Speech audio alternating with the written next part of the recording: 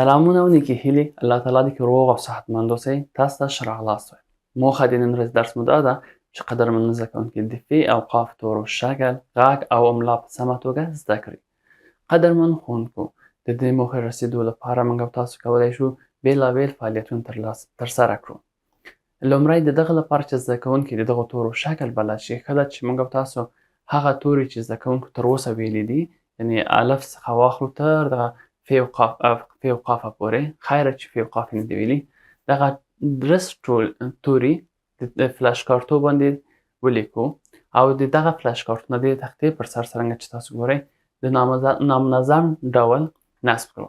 پس له دې بیا زده کوونکو څخه هیله کوو تر څو تختې سر ته راشي یو کارت چې هغوی دوی پېژني واخلي. بیا موږ هغوی څخه پوښتنه کوو چې هغه کارت چې دوی راخیستی هغه توری څه نومیږي او کوم غږ ورکوي. د بېلګې په توګه مثلا یو زده کوونکی راځي شاید دغه تختې سر نه واخلي دغه ت توری. بیا موږ زده کوونکو څخه پوښتنه کوو چې دغه کارت څه نومیږي او دغه کوم غږ ورکوي. زده کوونکی شاید موږ ته ځواب راکړي چې دا ت نومیږي او غږ یې کېږي ته، او همداسې نورو زده کوونکو سره ادامه ورکوو. په آخر کې شی چې موږ ته پاتې کېږي هغه ف او قاف توری ده. په دغسې زموږ عنوان هم معرفي کېږي او زده کوونکي د دغه تورو شکل سره هم بلد کېږي. قدرمن ښوونکو، اوس چې زده کوونکي د تورو شکل سره بلد شول، دا یو وخت دی چې هغوی د دغو تورو غږ هم وپېژني. د دغه لپاره چې زده کوونکي د دغو تورو غږ خپله کشف کړي، ښه ده چې موږ او تاسو هغوی ته 2 جملې ورکړو. په لومړي جمله کې د ف توری په اکثرو کلمو کې استعمال شوی اوسي او په دوهمه جمله کې د قاف توری په اکثرو کلمو کې استفاده شوی اوسي. بیا موږ دا جملې ډېر ورو زده کوونکو ته وایو یو ځل تر څو هغوی دغه جملو مفهوم لږ واخلي. دوهم ځل موږ لاس په جملو نیسو، په هر کلمې نیسو او ډېر ورو کلمې وایو او زده کوونکو ته څخه پوښتنه کوو کله چې زه دغه کلمه وایم تاسو ماته ووایئ چې په سر د کلمې کې د څه شي غږ اورئ. معمولا زده کوونکي تاسو ته ځواب درکوي چې د کوم توري غږ اوري. پس له هغه تاسو پوښتنه وکړئ ښه دغه غږ مربوط د کوم توري کېږي. که ځواب سم درکړه تاسو تشویق کړئ، همداسې ادامه ورکړئ نورو زده کوونکو څخه. د بېلګې په توګه لومړی جمله چې ده ما د فعل لپاره تنظیمه کړې ده یا جوړه کړې ده او څرنګه چې تاسو تصویر کې ګورئ د ف توری چې ده هر کلمې کې په سور رنګ نښه کړی تر څو نور هم زده کوونکو ته واضح اوسي. موږ مثلا اول ځل جمله ډېره ورو زده کوونکو ته وایو فهیم او فواد د فیل لیدو ته ځي. پس له دې چې یو وار مو خلاص شه اوس زده کوونکو ته وایي تاسو پام وکړئ زه کلمې بیا ډېر ورو وایم او تاسو ماته وایئ چې څه شي غږ اورئ. مثلا ډېر ورو وایي فهیم فهیم. بیا اوس سوال کوو چې تاسو په سر د کلمې کې د څه شي غږ مو اورېده او زده کوونکو څخه هیله کوو چې خپل لاسونه جګ کړي. معمولا شاید تاسو ته زده کوونکي ځواب درکړي استاد ما د ف غږ واورېده. بیا ورته وایي آفرین شاباس، دغه ف غږ مربوط په کوم توري کېږي یا د کوم توري کېږي تا په نظر؟ هغوی شاید تاسو ته ځواب درکړي استاد د ف توري مربوط کېږي دغه ف غږ. تاسو بیا هغوی ته آفریني ورکړئ او همداسې نور کلمې د فعل لپاره زده کوونکو ته ووایئ او نور زده کوونکو ته شانس ورکړئ تر څو برخه واخلي.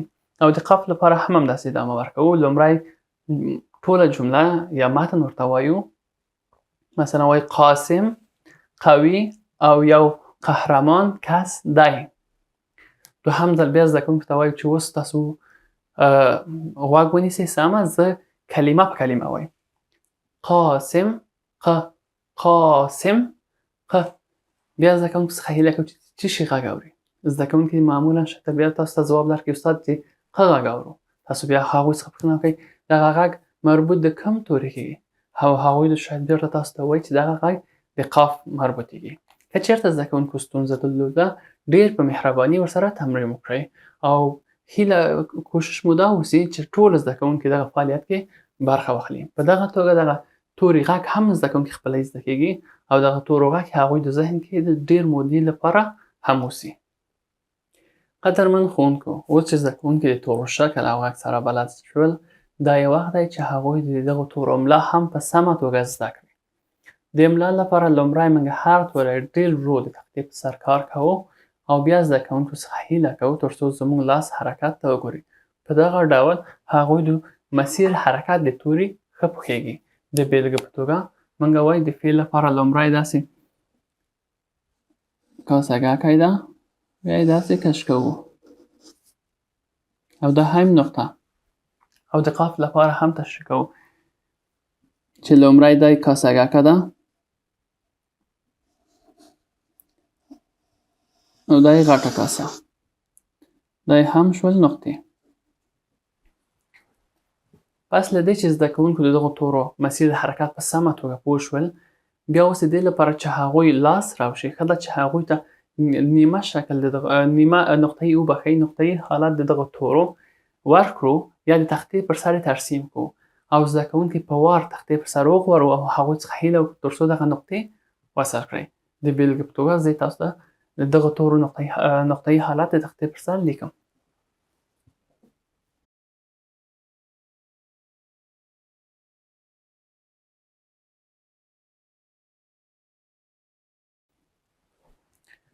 اوس چې داسې نقطه‌ای شکل دغه تورو تختې په سر ولیکئ، یو زده کوونکی غواړو او هغوی څخه هیله کوو ترڅو راشي دغه نقطې څه کړي وصل کړي. د بیلګې په توګه دغه شاګرد زده کوونکي دغه نقطې سره څه کړي وصل کړي. دا هم د قاف.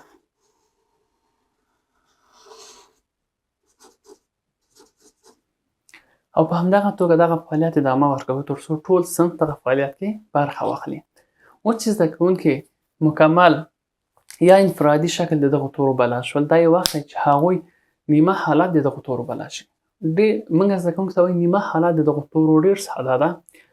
تاسو صرف همدا یو حلقه ګکه د فی ورکوئ او بس یو خط کش کوئ. څه رقم راځئ وګورو. ورته وایو چې صرف دغه حلقه ده د فی ورکوئ تر دغه ځایه او دلته هم نقطه. او همداسې د قاف لپاره وای عین شی ده صرف څه لري دوه نقطې لري. په دغه توګه زده کوونکي دغه نیمه حالت د دغو تورو هم پوهیږي. یو بل شی هم ښه ده چې ورته وضاحت ورکړو چې آخر د توري کې که دوی راغلل دا مکمل شکل دی خپل نیسي. یعنې په څه معنا دا چې ده په منځ او په سر کې ده، اما کله چې دوی آخر کې راځي آخر د تورو کې راځي دا خپله بیرته همدغه کېږي مکمل شکل نیسي، یعنې داسې کېږي. او قاف هم چې ده خپل مکمل شکل نیسي.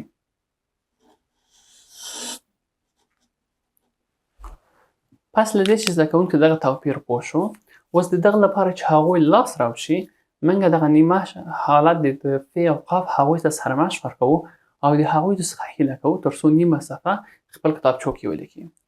کله چې هغوی لیکل خلاص شول، اوس د دې لپاره چې زده کوونکي دغه توري په کلمو کې بلد شي هغوی څخه هیله کوو چې هغه کلمې په فی او قاف پیل کېږي هغه موږ ته ووایي او موږ هغه په تختې لیکو. بیا زده کوونکو ته هغه کلمو کې فی او قاف کاره کوو. د بیلګې په توګه شاید یو زده کوونکی تاسو ته ووایي چې استاد صنف پکې فی شته ده، ته ورته وایې آفرین صنف کې فی شته ده، صنف بیا ورته داسې لیکو.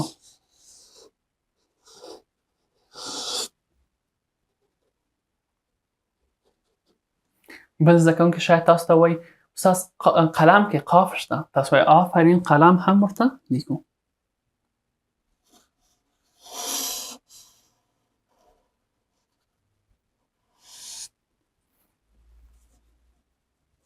تاسو همداسې ادامه ورکړئ. بیا په دغه کلمو کې هلته چې فی او قاف راغلی هغه ورته نښه کوو او ښکاره کوو. د بیلګې په توګه دغلته فی راغلی او دغلته چې ده قاف راغلی. په دغه توګه زده کوونکي دغه توري حالت په کلمو کې هم بلد کېږي. په آخر کې د دې لپاره ډاډمن شو چې زموږ زده کوونکي دغه تورو شکل په کلمو کې زده کړی که نه. کله چې موږ او تاسو هغوی ته ځینې کلمې ولیکو او په دغه کلمو کې د فی او قاف توري ځایونه خالي پرېږدو، بیا زده کوونکو څخه هیله وکړو ترڅو تختې پر سر راشي او دغه ځای کې چې فی او قاف ځای خالي ده هغه ډک کړي. دلته ښه ده چې لږ ذره موږ مرسته وکړو. مرسته به څه رقم کوو؟ مثلا زده کوونکو ته وایي چې دغه توري کې دغه کلمې کې وبښئ دلته فی نشته په سر کې یا تاسو فی ورکړئ او دغه بلې کلمې کې دلته قاف نشته. ځکه ماشومانو سطح ابتدایي ده او هغوی لپاره دغه تفکیک یا دغه پیژندنه ډېر سخته کار ده. هغوی نشي کولی چې پوه شي چې دغلته کوم توری نامعلوم ده یا ورک ده. مننه کوم ستاسو پاملرنې څخه. تاسو ته ډېر ښه وخت غواړم.